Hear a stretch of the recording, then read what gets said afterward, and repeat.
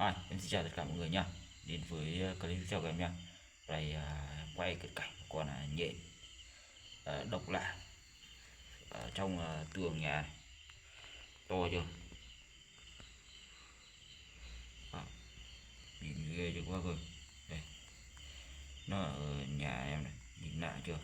To chưa đây? Con nhện này to chưa? Ghê chưa đây? Ủa, này nữa. Đốt chắc chết người rồi các bạn. Con nhện to, nhìn sợ chưa? Ghê chưa? Nhện màu sắc đã chưa? Nhìn ớn không?